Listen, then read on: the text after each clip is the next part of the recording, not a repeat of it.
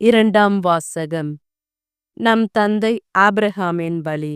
தொடக்க நூலிலிருந்து வாசகம். அதிகாரம் 22 இறை வார்த்தைகள் 1-18 முடிய. கடவுள் ஆபிரகாமை சோதித்தார். அவர் அவரை நோக்கி, ஆபிரகாம் என. அவரும், இதோ அடியேன் என்றார்.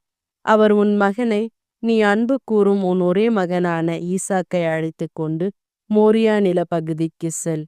அங்கு நான் உனக்கு காட்டும் மலைகளில் ஒன்றின் மேல் ஏறி பலியாக அவனை நீ பலியிட வேண்டும் என்றார்.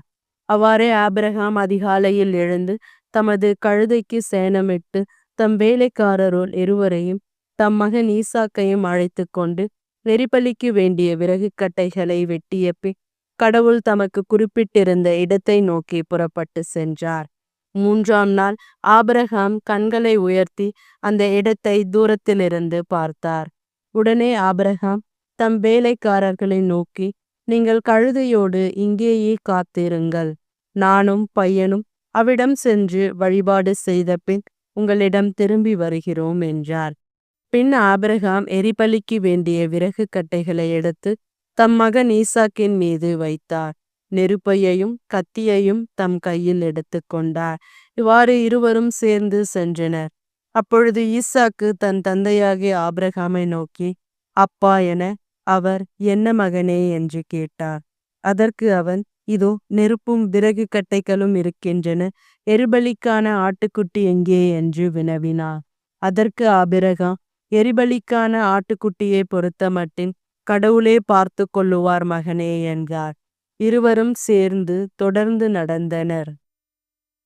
ஆபிரகாமுக்கு கடவுள் குறிப்பிட்டு சொல்லிய இடத்தை அவர்கள் அடைந்தனர். அங்கே ஆபிரகாம் ஒரு பலிபீடம் அமைத்து அதன் மேல் விறகு கட்டைகளை அடுக்கி வைத்தார். பின் தம் மகன் ஈசாக்கை கட்டி பீடத்தின் மீதிருந்த விறகு கட்டைகளின் மேல் கிடத்தினார். ஆபிரகாம் தன் மகனை வெட்டுமாறு தம் கையை நீட்டி கத்தியை கையில் எடுத்தார். அப்பொழுது ஆண்டவரின் தூதர் வானத்தில் நின்று ஆபிரகாம், ஆபிரகாம் என்று கூப்பிட அவர், இதோ அடியேன் என்றார். அவர், பையன் மேல் கை வைக்காதே, அவனுக்கு எதுவும் செய்யாதே, உன் ஒரே மகனையும் எனக்கு பலியிட நீ தயங்கவில்லை என்பதிலிருந்து நீ கடவுளுக்கு அஞ்சுபவன் என்று இப்பொழுது நான் அறிந்து கொண்டேன் என்றார். அப்பொழுது ஆபிரகாம் தம் கண்களை உயர்த்தி பார்த்தார். இதோ முச்சொடியில் கொம்பு மாட்டிக்கொண்டு நின்ற ஓர் ஆட்டுக்கிடாயை கண்டார். உடனே ஆபிரகாம் அங்கு சென்று அந்த கிடாயை பிடித்து தம் மகனுக்கு பதிலாக எரிபலியாக்கினார்.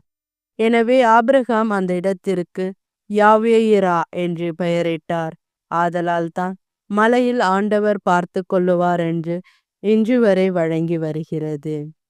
ஆண்டவரின் தூதர் ஆபிரகாமை வானத்து நின்று மீண்டும் அழைத்து, ஆண்டவர் கூறுவது இதுவே, நான் என் மீது ஆணையிட்டு கூறுகிறேன், உன் ஒரே மகனை எனக்கு பலியிட தயங்காமல் நீ இவ்வாறு செய்தாய்.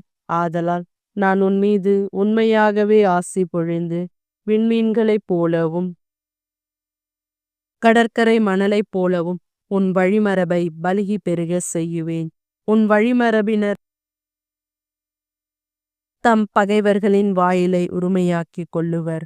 மேலும் நீ என் குரலுக்கு செவி கொடுத்ததனால் உலகின் அனைத்து இனத்தவரும் உன் வழிமரபின் மூலம் தங்களுக்கு ஆசி கூறிக்கொள்ளுவர் என்றார்.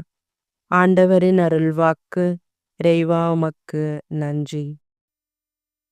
பதிலுரை பாடல். பல்லவி. இறைவா என்னை காத்தருளும், உம்மிடம் அடைக்கலம் புகுந்து உள்ளேன். ஆண்டவர் தாமே என் உரிமை சொத்து, அவரே என் கிண்ணம், எனக்குரிய பங்கை காப்பவரும் அவரே. ஆண்டவரை எப்பொழுதும் என் கண்முன் வைத்துள்ளே, அவர் என் வலப்பக்கம் உள்ளார், எனவே நான் அசைவுறே. பல்லவி. இறைவா என்னை காத்தருளும், உம்மிடம் அடைக்கலம் புகுந்து உள்ளேன்.